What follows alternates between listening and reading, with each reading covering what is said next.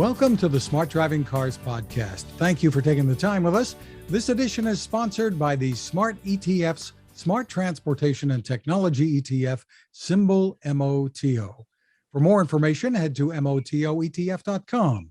Technical support is provided by CARTS, the Corporation for Automated Road Transportation Safety, a 501c3 nonprofit dedicated to safe and high-quality mobility for all. I'm Fred Fishkin, along with the Faculty Chair of Autonomous Vehicle Engineering at Princeton University, Alain Kornhauser. Hi, Alan. Hey, good afternoon, Fred. Good afternoon. And joining us from Momentum Dynamics in Malvern, PA, is Chief Commercial Officer Bob Kacergis. Hi, Bob. Good afternoon, Fred. Good afternoon, Alan. Hey, nice to have you, Bob. Very nice to meet you both. Momentum Dynamics is in the business of building high-power wireless charging for electric vehicles, and that may play a key role in the future of automated mobility. Bob, let's start out with an overview of the company for our audience here. Sure. Just to give you a little bit of background, we're a privately held company. We are based in Malvern, Pennsylvania, which is in one of the western suburbs of Philadelphia.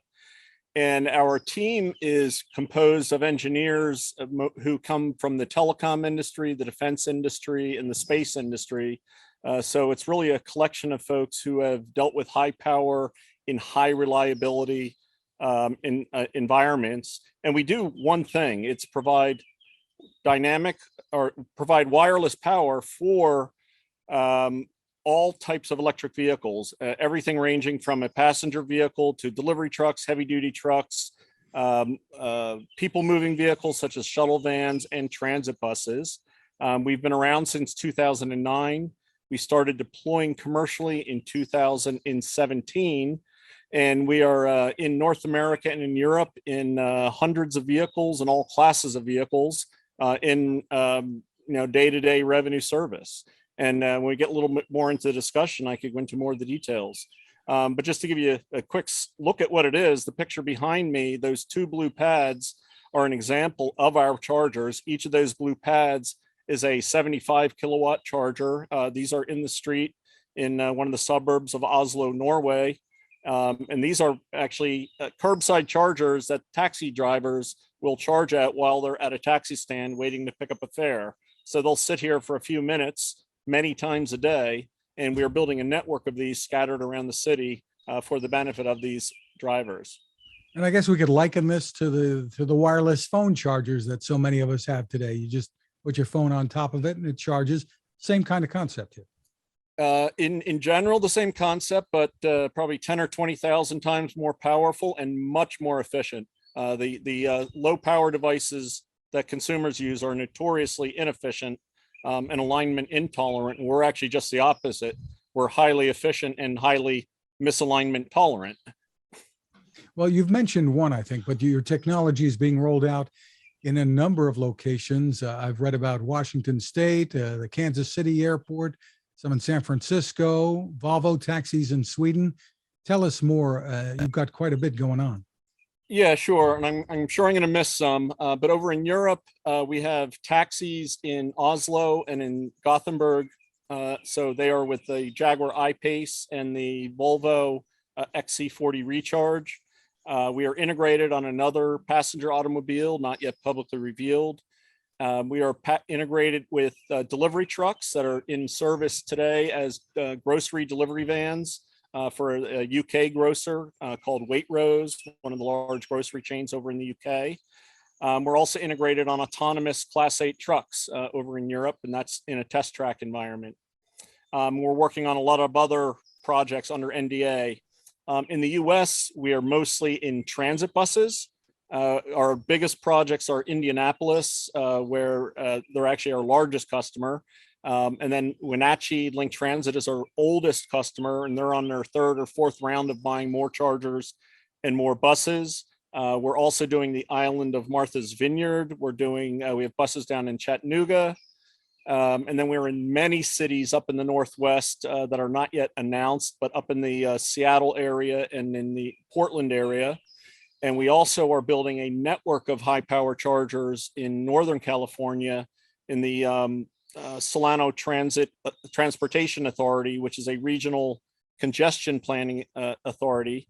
And that network is going to be used for buses that operate between Sacramento and San Francisco. And more importantly, it is a shared charging network that is going to be made available to 11 transit agencies that also operate and interoperate in that area. So we have a lot of projects going on in a lot of places. We're also working on multiple truck integrations for delivery trucks as well as heavy duty trucks. The only two that I could discuss publicly are Mack trucks and Volvo trucks, but there's a lot of other ones going on as well. We have a pipeline of about 70 different vehicles that are in our integration pipeline, and we're currently integrated with 22 different vehicle models. Now, on your website, and one of the big reasons why you're here is that you're saying that your charging system is ideal for high utilization fleets such as taxis. And that certainly rings a bell with us. Yeah, so our initial strategy is to go after the commercial fleets. So it's the buses, it's the taxis, it's the delivery trucks. And the reason is the use case or the value that we provide is much higher for a commercial vehicle. And the reason is these are revenue producing vehicles. And if I could keep them in use for more hours, they can generate more revenue. A taxi, for example, we can put a driver in the seat, and a lot of these are 2-shift or 3-shift vehicles, and we can give them 30% more revenue time by having them just charge opportunistically many times throughout the day while they're sitting at a taxi stand. They're sitting there anyway, grab some electrons. So our whole strategy is not to fully charge your vehicle every time you plug in, quote, plug in, but to grab some electrons whenever you happen to be sitting at a natural dwelling spot, grab some opportunity charging. So in the case of these taxis, they might charge 12, 14 times a day, 5-10 minutes at a pop. A transit bus might charge 6 to 8 times a day for anywhere from 3 to 5, maybe 7 minutes. But the other beauty of this technology is many vehicles can share that same charger. And not only many similar vehicles, but we can cross classes of vehicles on the same charger. And so we use this same technology for higher power chargers by tiling multiples of these squares together. So the picture behind me is a 75 kilowatt. If I put 2 of them together, I have a 150, 4 of them together, I have a 300, and any vehicle can interoperate on any of those chargers as long as they have the pads on the vehicle to receive it. So maybe I have a few technical questions, if I may ask a few technical questions, and then we'll get back to the business and the value proposition. One is, if I try to compare apples and apples, what's the efficiency loss or differential between plug-in and what you do? I mean, so what is it really? Okay. Yeah, so a wireless system is fairly equivalent or slightly better than a plug-in based system. Talk to me. How can it be better? Okay, talk to me. I'm going to tell you why. Okay, I'm setting you up to tell me why. Tell me. So if you think of the architecture of a DC fast charger, there is a couple components. There is the power electronics, which is the big cabinet that's hidden somewhere in the bushes. Sure. Yep. And that's where in any DC fast charger, including ours, that's where the majority of the losses are. It's getting the power from the grid into the right state to get it out to the vehicle. Right. And then you have the vehicle coupling end. So how do you connect to the vehicle? And in that part of the circuit, you have distance losses. So you have resistive losses through cable. Sure. So in the power electronics end of the circuit, we have an advantage in that we can skip one key power transformation stage, which is an isolation and air gap transformer. And the reason we can skip that stage, which is a safety component, the air gap between the vehicle and the ground serves the function of an air gap performer in our system design. So we have a more efficient power electronics cabinet than a DC fast charger. And then on the vehicle coupling end, we actually have less copper between us and the cabinet in coupling to the cable. A lot of people think the air gap is a source of loss and you're radiating, but it's actually just the opposite. The air gap is an extremely efficient transmission source for electromagnetic waves or the magnetic field. That air gap is not a source of loss. In fact, it is 99.94% efficient. from in that air gap. So if you think of the overall topology of that system, we're more efficient at the cabinet. The cabinet to vehicle run length is about the same, and then the vehicle coupling end, we're more efficient. Now, the other thing that really is interesting, when we go to higher powers, we actually have because we have this modular system. So if I have a 300 kilowatt system, instead of one big fat cable, I actually am running 4 parallel low power, low amperage systems. And if you think of the losses in a conductor, IR squared, we are actually running high power with a lower amperage than a DC fast charger of an equivalent power level. So we actually have a resistive loss advantage, we have a cabinet advantage, and we have a vehicle coupling advantage. There was a YouTuber that actually did a test of us versus plugs over in Oslo a couple of weeks ago. And we were finding we had a 10 to 15% efficiency advantage over a similar powered plug system.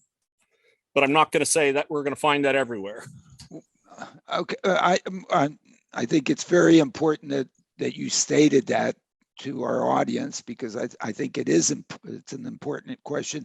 We'll send you our tuition payment very shortly because we learned an awful lot. Thank you very much for that. No, seriously, because I think this is a question in some people's minds, and they need to understand fundamentally what you're doing here to be able to do this.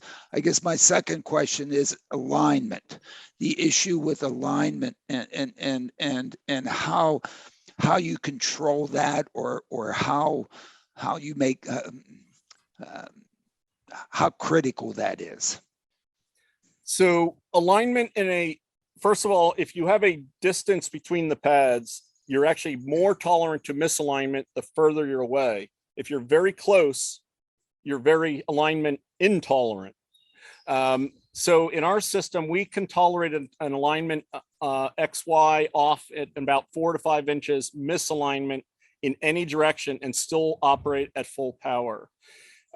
So what happens is if we detect you are too far misaligned, we will actually terminate power and give a message to the operator. Then the flip side of your question is, well, how do you help people get better alignment? Well, I'm going to give the answer to that one, because for what I'm interested in, hey, it's the compute stack in the vehicle. I mean, if you send it a signal that it needs to move it's going to do it. So in a sense, it's all part of the, we can write algorithms to do that. We don't even have to instruct somebody. So it's actually easier, for what we're looking for, which we haven't gotten to, what we're looking for. This is a solution. This is easier. This is trivial. This is, no brainer. Okay. So thank you. I guess we can move on from that when I got the answer. What I'm saying, what I was going to say is you were giving the where we are going state answer, because that's exactly when we deal with an autonomous vehicle, which we have, or when we integrate with an ADAS system, we're just giving an XY error and the vehicle's doing it perfectly. No, and it should do it perfectly, and so on. And I think it's important what you just mentioned, that what we're dealing with are two different markets, or at least what we tend to deal with. The one of the markets are ADAS vehicles, or what we call self-driving safe vehicles that we own, that we buy in the showroom, that basically have the automation system to help us. We're still in the driver's seat. We're still responsible. We're still whatever. But in fact, these systems can do all those movements, can accept the signal to be able to move and to approach these things. That's actually trivial for them. For the things that we buy and we own, and what the car dealers are beginning to sell in vehicles in showrooms. So I think you have an enormous market opportunity there for those vehicles, since it seems that every OEM has to catch up with Elon and put out EVs that do various things. This function to be able to nudge in and do this, and I'm surprised Elon hasn't picked it up to put it in his smart chargers. Maybe he has, and you can't tell us about it, but whatever. In some sense, he should, and to put that in those vehicles. So that's a wonderful opportunity. The whole charging business of how you charge, whether or not you go in there and grab the darn thing, and so on and so forth. Make sure that the power is actually controlled when it does have the alignment. You can deal with that all in software. I mean, in the control system, the safety aspects can all be dealt with. And so it seems to me that you have an enormous market opportunity for doing the charging of either the vehicles that we buy in the showroom or the vehicles that are going to be out there providing mobility for us that are run by a fleet and doing it themselves. So I guess that's the real reason why Fred and I were really anxious to bring you out here on a Sunday afternoon to chat with us about all this. Yeah, let me chime in for a second. Bob, I wanted you to get into a little bit, because people might be thinking to themselves, okay, that sounds great, but what about when there's snow or ice or leaves on the road? Does it work? Is it safe? So that's actually one of the other advantages of this. It works through all of that stuff, snow, ice. And I think you had a picture, Fred, of it operating through ice that one of our podcasts did a demo of. It operates through snow, and I'll provide you a photo of operating through snow and ice. And our bus operators are actually quite excited when they see that happening, because in the wintertime, which is a lot of our operators are in the northern part of the country, there is frequently ice storms and snow, and we'll operate through snow, ice, water, underwater. So it really is, all of that stuff is invisible to the EMF, which is one of the advantages safety of the issues. system. Like if my neighbor's cat crawls under my car while this is parked on a pad, is that a problem? It will not cook your neighbor's cat. There is no safety issue. We adhere to all the exact same electromagnetic emission standards as every other technology device that you own in your home. I like to share two stories. One about EMF. The Jaguar engineers did their own EMF testing because nobody believes us, and they found that the phone charger inside the car and the seat heaters inside the car were much big emitters of EMF than our system while operating at full power. So the other two things to keep in mind is if you keep your cell phone in your breast pocket, that is more dangerous than laying down next to our car while it is charging at full power. Yeah, I mean, it was a few years back, we were all worried if we put the phone up to our ears, it's going to fry our brains. I don't know, whatever happened to all that, or something, it sort of dissipated, or that was fake news of 20 years ago, or whatever, I don't know. Well, tell us about the economics, Bob, and why this makes sense. Obviously, when you're starting out, this kind of technology is going to be pretty expensive, but hopefully comes down like everything else in price as it scales. Tell me what the situation is. So economics are obviously how we're going to market, because we have a more economic way of charging. The cost of the technology is around the same as the cost of a DC fast charger of the same power level. But we do have additional components on the vehicle side, although the vehicles already have cost built in for the plug chargers as well. Which is probably a wash in the long run. But the way we really help fleets save money is by fleet utilization, maintenance reduction, labor reduction. And let me talk about fleet utilization, because that's actually the biggest one in some of these fleets. In a transit bus world, if you use plugs as your only charging strategy, and you plug all your buses in overnight, you operate, those buses cannot drive a full days of service. So you have to swap them out at some point during the day with a new bus. And some of the engineering firms are recommending a replacement ratio of 1.5 to 2 buses electric to replace 1 diesel bus. That's ridiculous. Instead, what we say is buy the most efficient bus you can that has the passenger load that you need and keep it on the road as long as you like. By doing opportunistic charging. And so what we'll do is, in the loop, say a bus has a 45-minute loop, once somewhere in that loop, there is it's called a makeup stop, where they usually schedule a 10 to 15-minute interval where they adjust if the bus is arriving early or late, and that way the next run of the bus will always be on time. So that's where we look to put the chargers, and it's where the drivers get their coffee break, their bathroom break, their smoke break.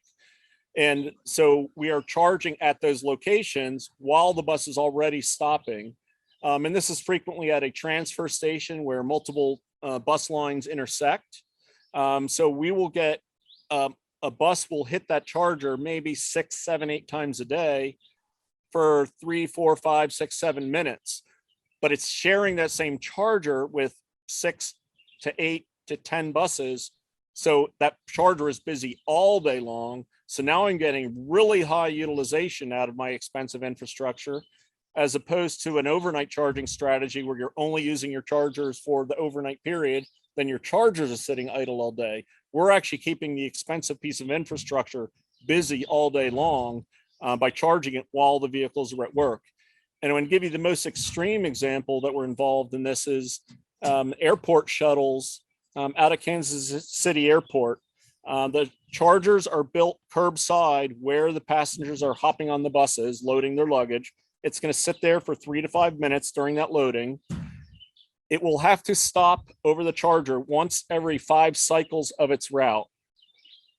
You do all the math, we believe we can keep an entire fleet of 28 buses 24/7 on the road with 2 chargers. That's because we're thinking very, very carefully about looking at it as an operations problem and thinking about what do you really need to do to keep these fleets operating.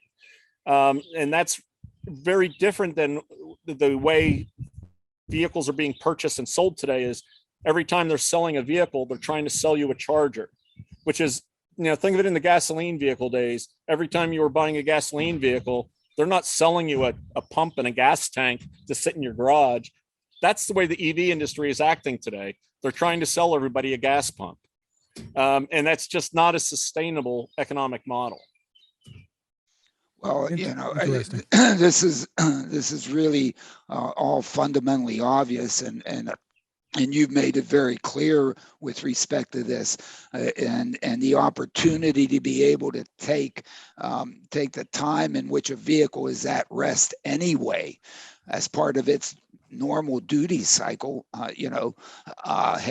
Charge it then, and one of the reasons why I'm so infatuated with what you've developed here is in the kinds of things that we're trying to do, which is, the Trenton Moves project, not to switch it over to what the heck we're trying to do, to provide, mobility to everyone in Trenton, and to do it with something that looks exactly like your taxi model, your model in which there's a taxi stand. We're not looking to do New York City cab style, in which you go up and down the street and get hailed and you're basically never stopped. Right. I mean, come on, that actually it only works in Manhattan. That doesn't work even in it certainly it doesn't work in Harlem, doesn't work in Queens, doesn't work in Brooklyn, doesn't work. It's just Manhattan is where that works, and Manhattan's a whole different. Don't get me down the Manhattan issue. Company just decided they're going to be in Manhattan 5 years from now. I'm there. What, really? You're going to go compete with the New York City subway system that operates 365.25 24/7? Real? Never mind. I'm not going to get dragged into that one. But what we're trying to do in Trenton is create, we call them kiosks, taxi stands, in which these driverless vehicles, so I'd like to say, would just be sitting there waiting for people to use them, show up and hop in, waiting there like a little puppy dog waiting for you.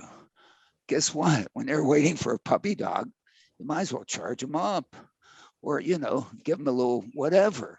And so in these, 50 locations, of course you would have charges. Of course you would charge. And if you really look at the operational aspect of trying to serve everyone in Trenton with mobility, what do you find? You find that the vehicles are actually sitting there and waiting like 75% of the time.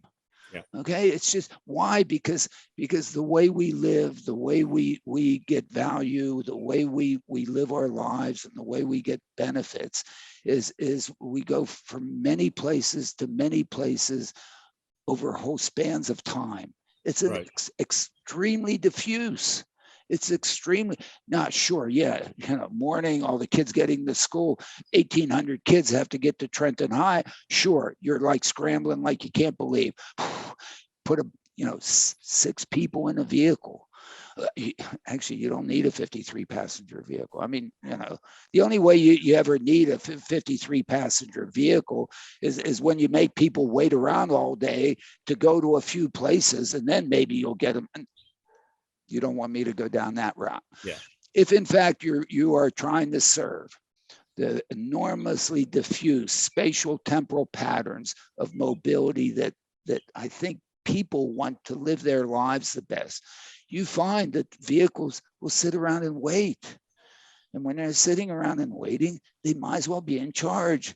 So with the way you're doing this, and certainly you don't want to have the thing be able to drive itself, yet you need somebody to plug something into it to charge it up. I mean, whoa, wait a minute. The whole purpose of driverless is to remove labor costs. Right. Okay. I mean, so therefore, you're really in a situation in which, the kind of refueling that is meant to this.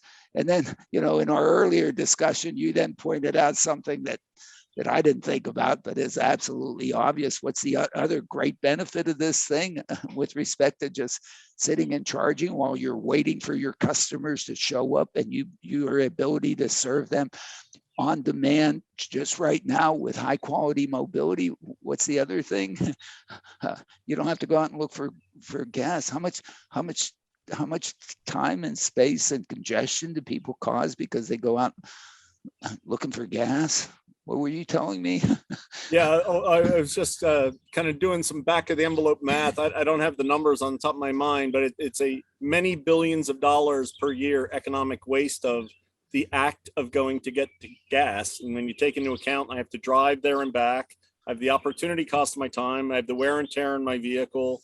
There's a big demand on just the cost of the act of going to get the fuel. And if you can, with EVs, if you could distribute opportunistically when you do the fueling, you actually kind of eliminate the whole notion of a gas station or a fueling stop by making it an automatic, ubiquitous background operation. And I actually put this picture up behind me just to show you. This is actually a simulation of what kind of we see the future gas station of the future is. You're at a grocery store, you're at a doctor's office, you're at the shopping center. You're there for 15, 20 minutes. You're parked over a pad getting 40 or 50, 60, 70 miles of incremental range just opportunistically while you're sitting there. And I actually believe a lot of these retail sites will be our charging sites of the future for this type of opportunity charging. There still may be low power at home charging for some people, but not everybody has an opportunity to charge at home. And even your shared mobility project, they're going to be at locations like this where people want to go. You put the chargers where people want to get in and out of the vehicles, because that's where the vehicles are stopping. So that's, if I would look at your city project, I would take an operations view of the entire city. And, it's sort of like playing Sim City. None of the young folks around know what I'm talking about, but it's exactly playing Sim City with a new set of capabilities is what we're talking about here. Yeah, absolutely. And it's exactly the way we've designed the Trenton Moves concept is basically to have to have the kiosks located at where people want to come from and go, where people live, and where not necessarily their kitchen door, okay, but within a short walk. And right. And the other fundamental opportunity that one gets when one does that is then one might even have the opportunity to share the vehicles. And if you can get the vehicle sharing, then the whole economy of providing the mobility. I mean, you go from an average vehicle occupancy of 1 to an average vehicle occupancy of 2. Guess what you've done? Right. You've chopped the cost of delivering that in half. You've chopped the environmental impact of delivering that mobility in half. You know, what are the other things that you can do to change things in half? Oh my goodness. I mean, cut it out. And this is just go from 1 to 2. In peak hours, if you go from 1 to 3, you eliminate all congestion. Take any road, even the 405 in California or Route 1 out here, or who knows, the Schuylkill Expressway in Philadelphia. I mean, you go from an average vehicle occupancy of 1 to an average vehicle occupancy of 3. Oh my, on the Conshohocken turn, they're going like a bat out of hell. I mean, you know exactly where the congestion is. These are the fundamentals. You know, we're not talking. And what I like, what I'm impressed by what you're doing is you're looking at some very fundamentals here, some fundamentals of this. Hey, looks like we are going to move to electricity. If we do move to electricity, how will we sort of do it right? Can I ask you another sort of maybe technical question? Sure. This is level 3 style charging.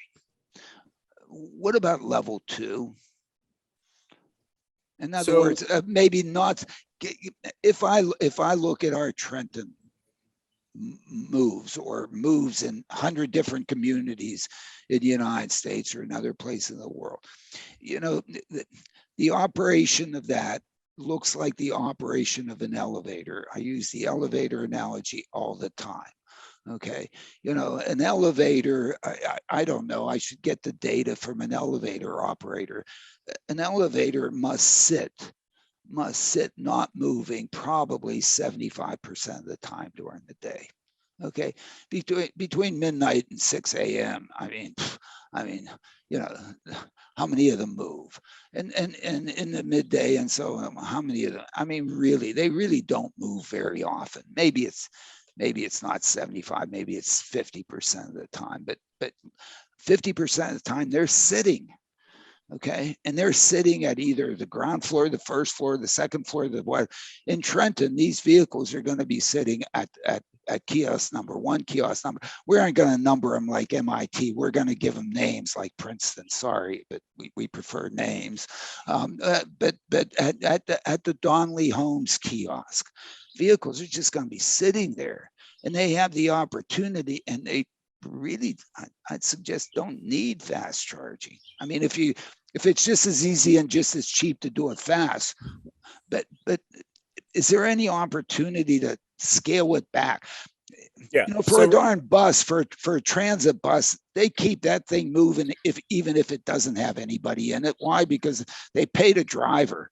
I mean, you know, how would a manager look? Hey, my driver was sitting most of the time. I mean, you know, people would look at that funny.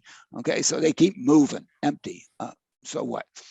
These things aren't just going to move empty. They're not going to go down the street waiting to be hailed in Manhattan. It's not going to be the way they are. They're going to be sitting and waiting, okay, and waiting for a substantial part of the time.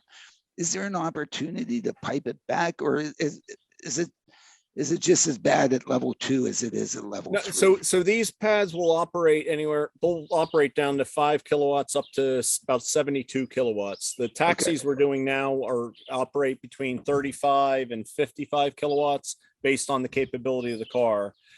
We are working on a lower power version of our pads that is really aimed at the light duty vehicle fleets. But we actually view that the vehicle side pad will have the capability of both slow charging as well as fast charging to enable you to do both that sitting for a long time waiting, trickle charging, as well as I'm in high utilization mode, I need power now charging.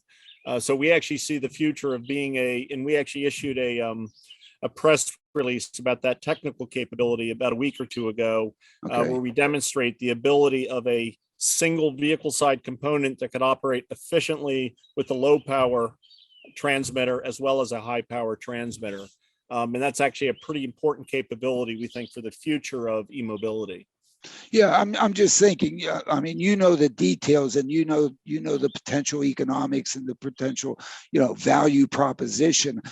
I'm just suggesting that it seems to me that the constraints placed in to do optimal operation of these things suggests that one has a substantial, at least with respect to the autonomous taxi, robo-taxi, whatever you want to call it, Trenton Moves kind of operation, that in that operation that you do have, you have the benefit of time, because you're just, we're not going to send them around just moving for the hell of it, okay? And they're going to sit there. And you have to size your fleet to be able to handle the peaks. And you want to be able to handle the peaks with some ride sharing. Otherwise, vehicles are just going to be sitting around all day. Okay, so that trade-off exists in that optimization, but that gives you an opportunity also to say, okay, I have a wonderful opportunity of time here, and that's the reason why I mentioned it. And honestly, we haven't been involved in any discussion around the details of what you're doing, so it's hard to. No, I understand. It's hard to sit here on the fly and do system design. But I think when we look at what you're trying to accomplish, and what vehicles and battery architectures you're working with, will help advise on what is the right charging strategy. Yeah, because you don't necessarily need charging at all of your charging sites either as part of your system design. We'll be back, but this is a good time to remind you about our sponsor, the Smart ETF's Smart Transportation and Technology ETF, symbol MOTO. To get more info, head to motoetf.com. On the website, we should point out it's a good idea to read the white paper. It's called The Smart Transportation Revolution. It's under the Insights and News tab. Some great information there to help you make informed decisions about investing. You may know that ETFs can be a smart way to spread risk with investments, maybe focus on a particular category of stocks. The website again is motoetf.com.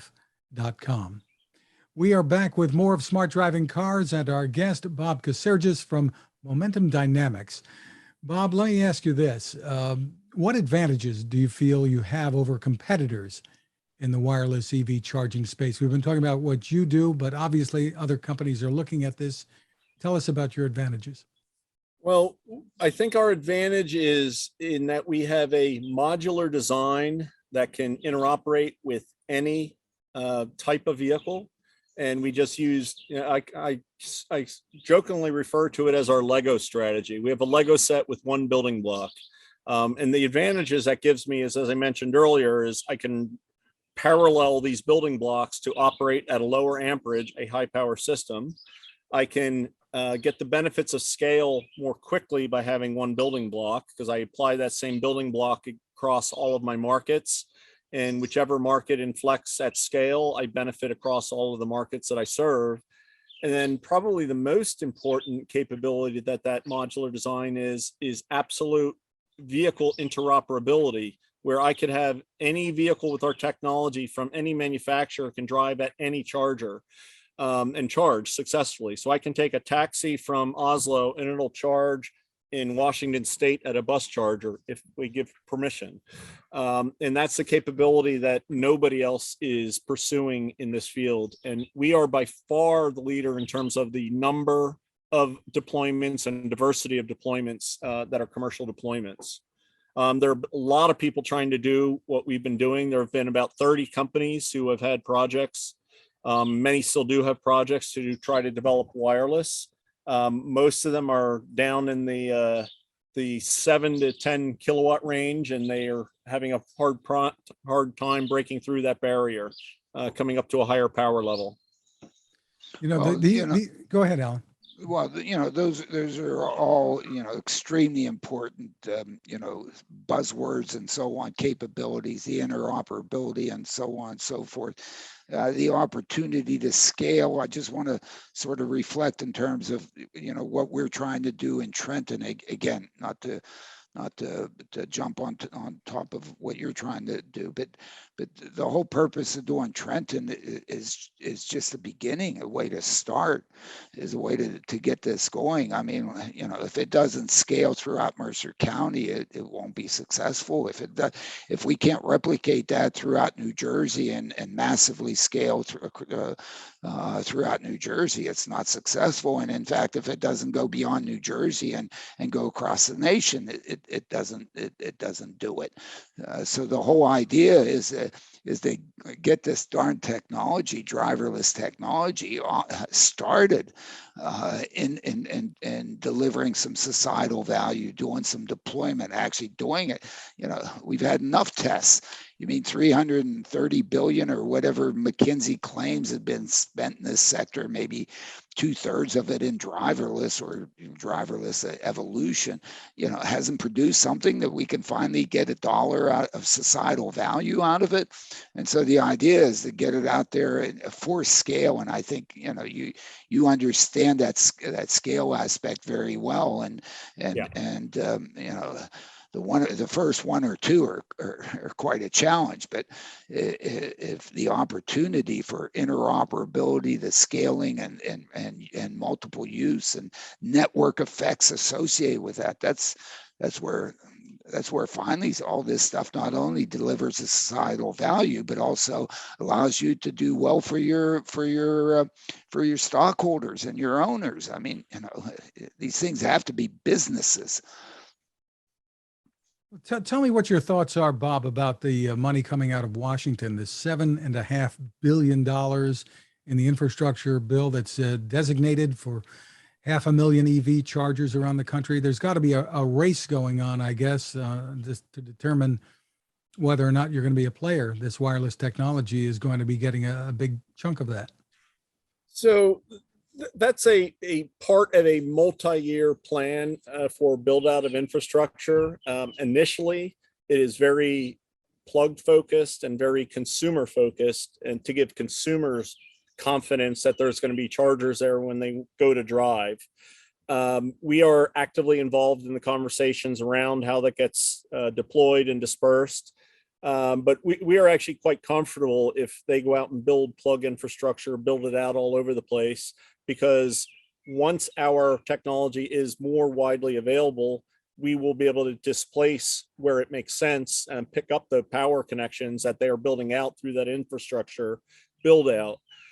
So initially, as I mentioned earlier, we're focusing on the commercial fleets, and a lot of that build out is more consumer vehicle focused. We are working on passenger fleets as well, but the model years that you won't see wireless in production consumer models until probably the 2025 model year. Whereas we are currently selling factory produced commercial vehicles with wireless today. So that's actually the market that is here now being served. And we're busy fulfilling demand and keeping our production guys busy with. We are fully confident, though, it will migrate to the consumer passenger vehicle market as well, because the benefits are just so compellingly obvious. I drive an electric vehicle, and I have a home charger, and every time I come out and I see it unplugged in the morning, I'm like, I wish I had my wireless charger. So I see the benefit very clearly. And every time I take it out anywhere, like this picture behind me, I'm constantly looking at these retail locations as whenever I'm running an errand, I'm always doing the math of, no, this was a 15-mile errand, or I could have gotten 40 miles at this errand, thinking about that future state. If we talk about your competitors, though, too, and you talked about your advantages, doesn't there need to be a standard when it comes to this? I mean, absolutely. There's actually been a SAE initiative been going on for 7, 8, 9 years on that front. There's also initiatives over in Europe for standards, and we're involved in multiple standards related initiatives. And over time, I think that will happen. We need the same thing on the plug side. as well, because even though there's almost standards here on the plug side, there really isn't. My car comes with an adapter kit of about 6 different adapters for different plug types for plug-in chargers. So it is a bit of a wild, wild west on how vehicles and chargers get connected to each other. And I think, it will all have to come together into common practices. And over time, hopefully the economics of the market will determine who the best solutions are, and we'll build standards around those solutions. Yeah, that's of course a tough challenge, and it's just a tough challenge. I can well, any entity wants to have the standards, wants to set the standards for whatever it is that they're selling, and because in some sense that's a way to establish a monopoly. Not that anybody really does it that, but of course it is. I mean, and one can't be, basically cut out of the business because somebody's standards is set up against somebody's IP that you don't have an opportunity to get in there, and hopefully the standards processes make sure that that kind of thing doesn't happen. And it's part of the evolution process that just takes an enormous amount of overhead to do things. I guess, in the beginning, you just go out and do what you did, get a bunch of customers, establish your own standard, I guess, I don't know. It seems as if, the iPhone was not the first phone. Nokia was out there once. Motorola was out there once. How many? And then there were the bricks or whatever car phones that were out there once. And I don't know. These guys sort of, I don't know, set their own standard. I don't know. Maybe there are two. I don't know what goes on. Who knows? But I guess, it seems to me that at least from what you've described, you do have some fundamental economic and technological advantage here that really looks to address what is a fundamental challenge in this business. And it seems like you have certainly a solution that folks should be taking a serious look at, and you've told us that they are. I mean, that's what your book of business indicates. So, congratulations on all that. Well, we want to talk about some things in the latest newsletter too, Alan. We'll move. Yeah, if we could, let's do that. You highlight a recent New York Times piece headlined, "Facing Higher Grocery Prices, Shoppers Change Habits."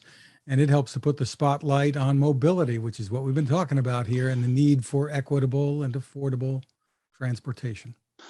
Yeah, I mean, it really didn't put the spotlight on. They finally got to it in the last sentence of a who knows how many page article, basically, pointing out that even in this situation, those that have access to cars can address this situation a whole heck of a lot better than those that don't. And this has everything to do with this issue of mobility.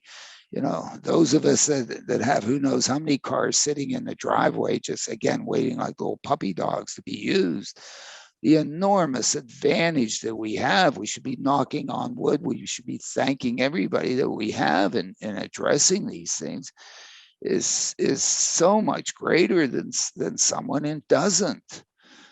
And my goodness, this is why we're really pushing the Trenton Moves concept to basically provide high quality mobility to everyone in Trenton, where 70% of the households have access to one or fewer cars.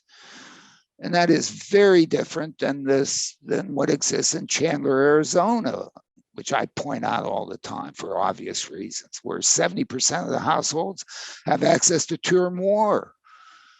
Okay, they can do pretty well for themselves with what they have. But in some sense, I think it's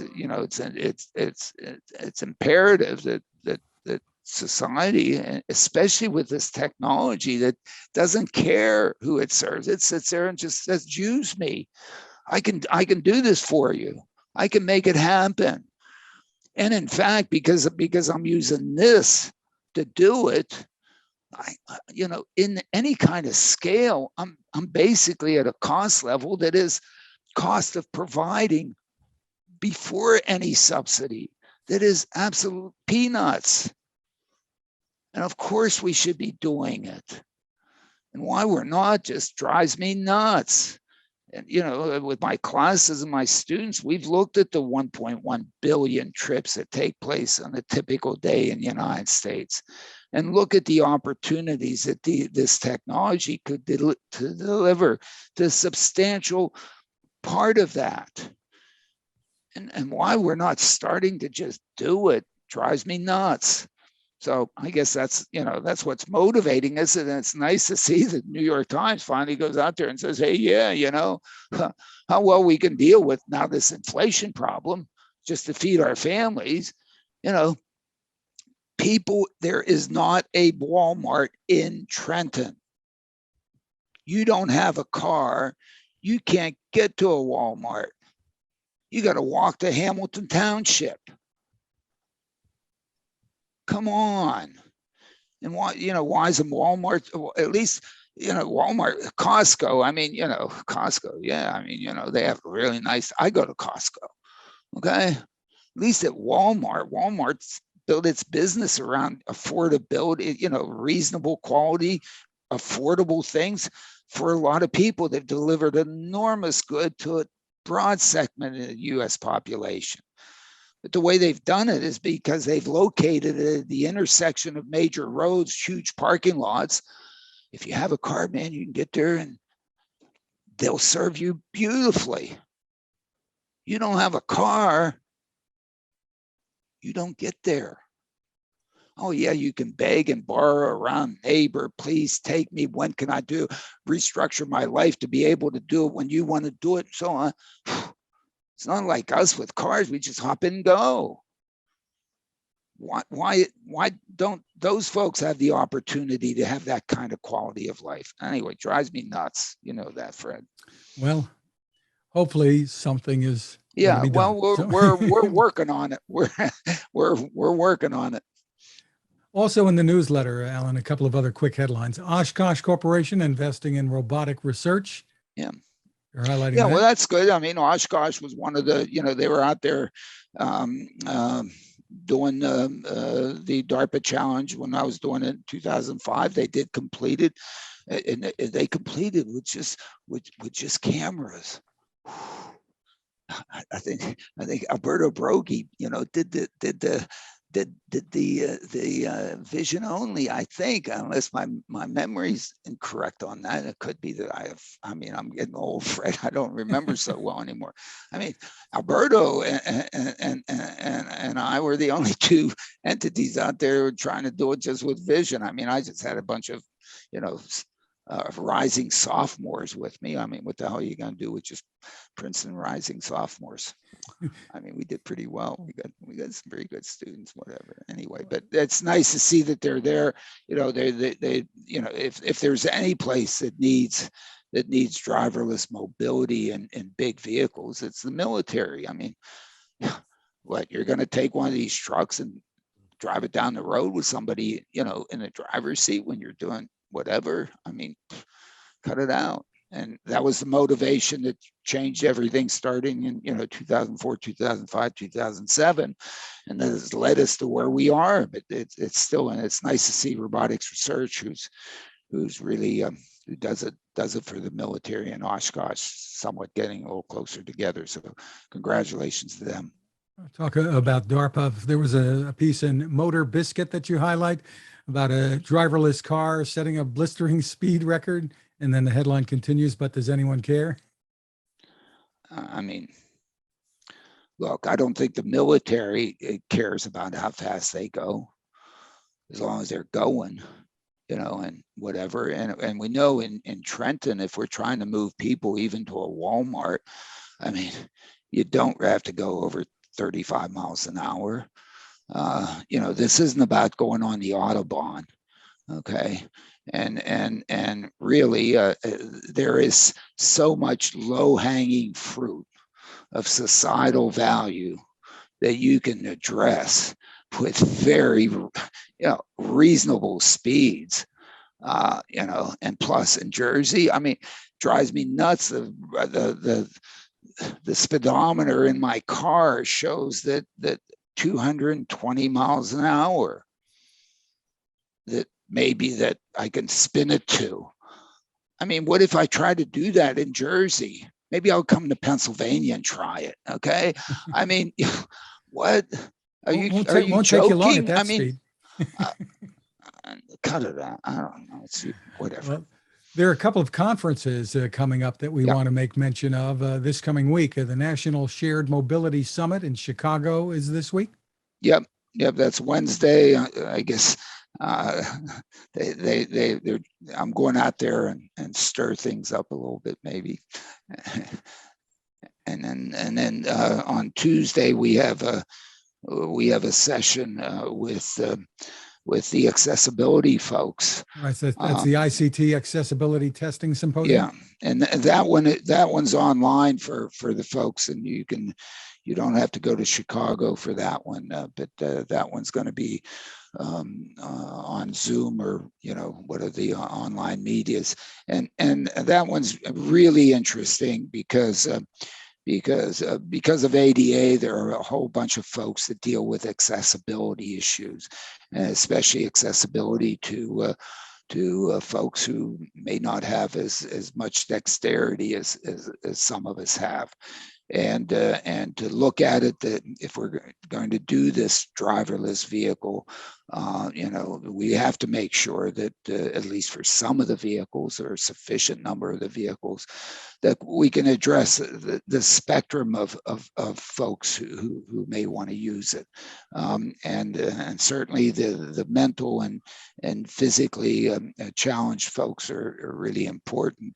But I think one of the things that I'm going to focus on with that is when one deals with accessibility associated with things like Trenton Moves. The accessibility is not just accessibility getting in and out of the vehicle. That remains enormously important. There's also the accessibility of going from where you're actually coming from to the vehicle, and then from the vehicle to where you're actually going to. And so the accessibility of the access pieces on either end are really important.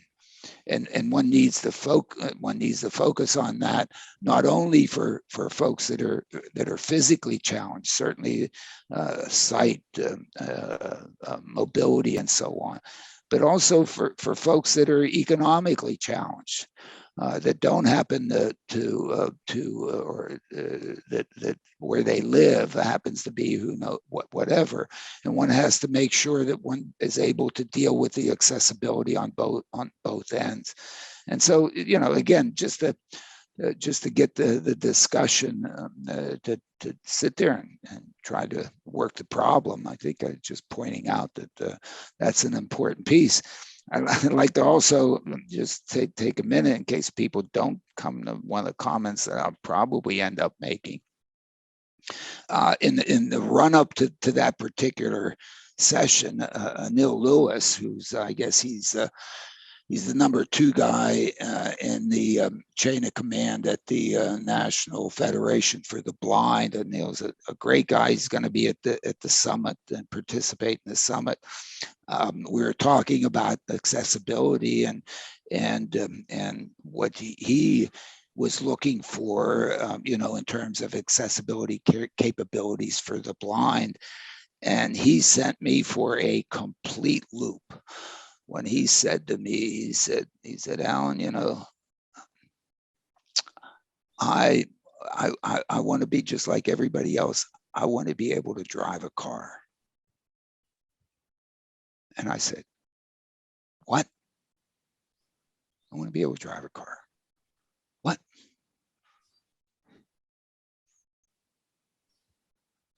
I thought you just wanted to be driven.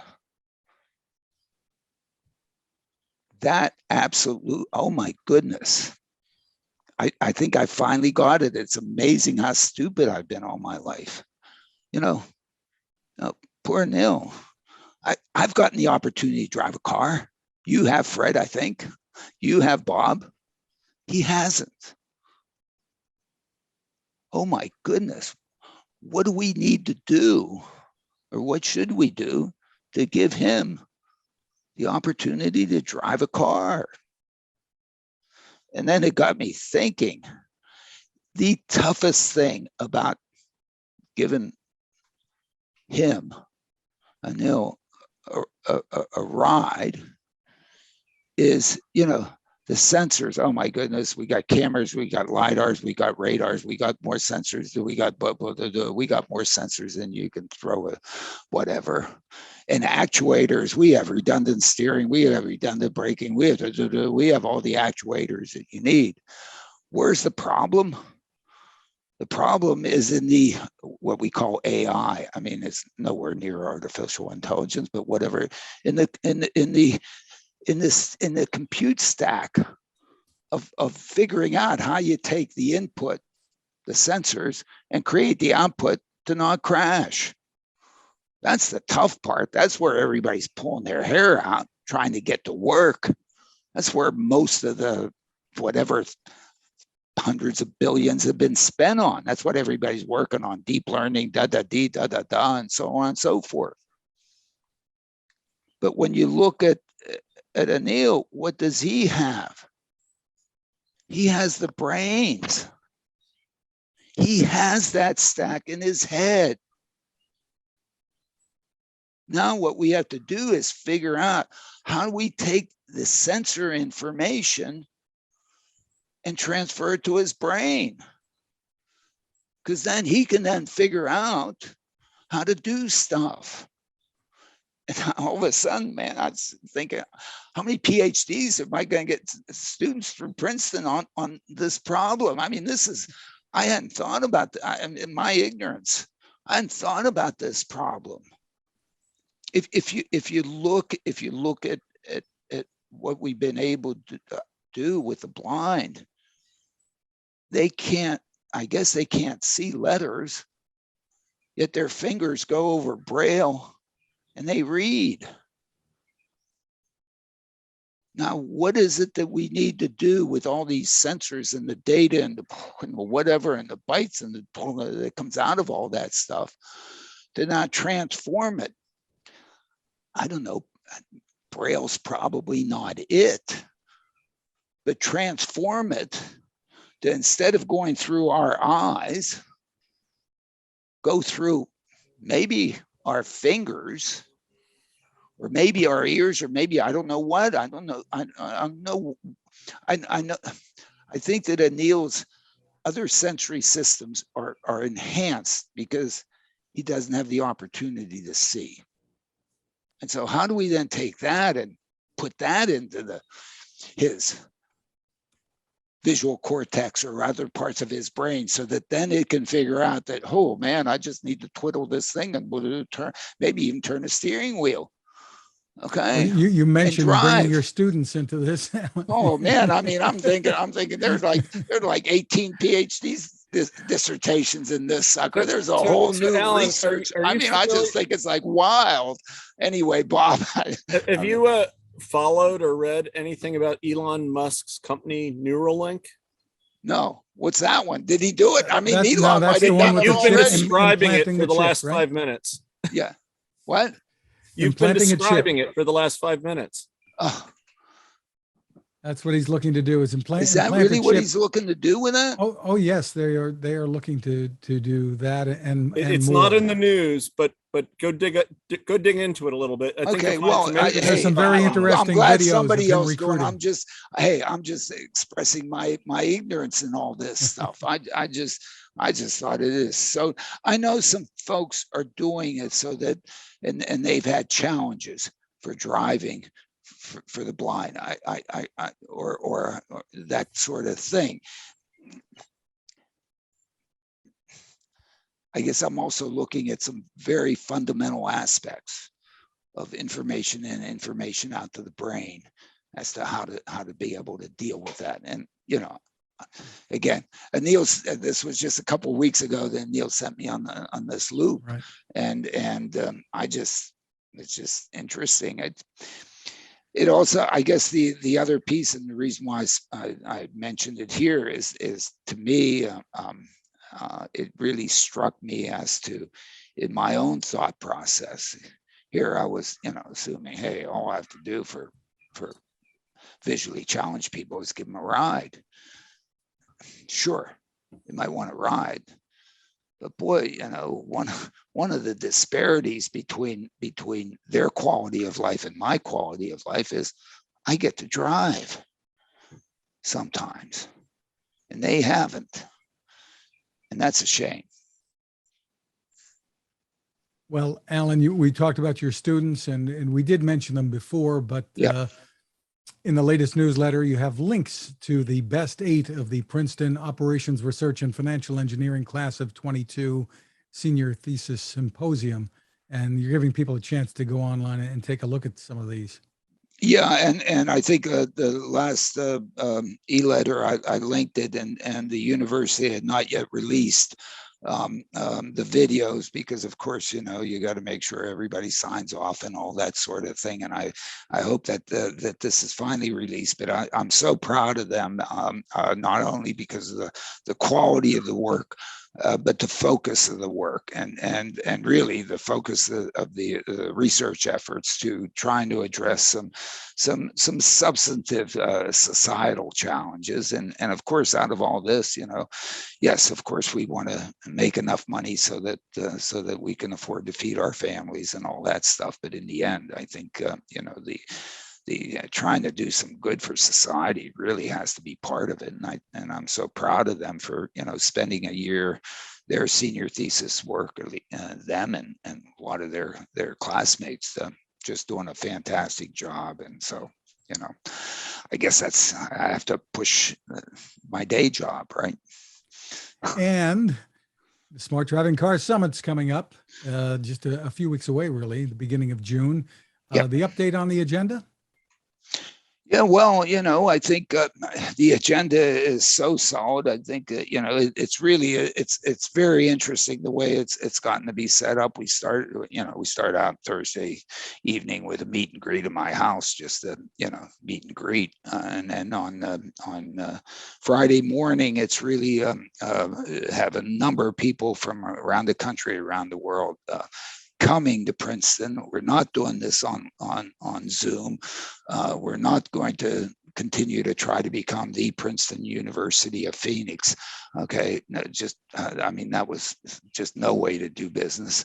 But they're coming, and and the idea is to learn from others and from what they have to teach us in their efforts to try to make all this stuff actually happen and deploy, and have it as not a partially lecture, but have it as a deep engagement. And at noon, Commissioner of Transportation, she'll basically describe in depth the Trenton Moves project. In the afternoon, we have a number of parallel sessions that will deal with some of the large remaining challenges to try to make anything happen, and we'll deal with that in the afternoon, Friday afternoon. That's all on campus in the School of Engineering and Department of Operations Research and Financial Engineering at Princeton, my department. And then the evening, we're doing a banquet at Prospect. I've got to have a nice banquet, at least for the folks that come here and so on Friday evening. And then Saturday, and the reason it's Saturday is because we want to do the community engagement piece that's going to be taking place at the Carl Field Center for Equality at Princeton. A perfect location for that. I've invited the governor to basically kick the whole thing off in the morning. I haven't heard back, but I think he should want to. But anyway, that's my view. But we'll have basically 2 community involvement roundtables with mayors and members of the New Jersey Senate and Assembly and other sort of dignitaries. The first one is basically focused on how do we prepare for success in Trenton and to expand it throughout Mercer County, which is key. I mean, can't just stay in that small operational design domain. You have to get the network effects of the opportunities of interconnecting things by expanding the operational design domain.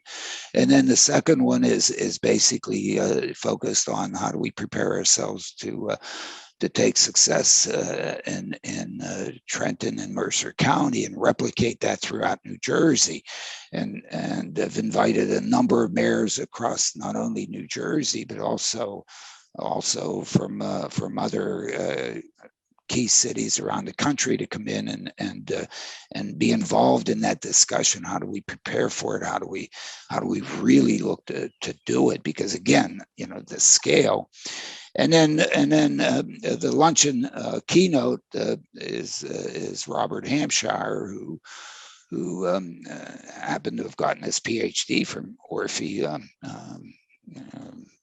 12 years ago or whatever, is now the assistant secretary in charge of research and development at USDOT.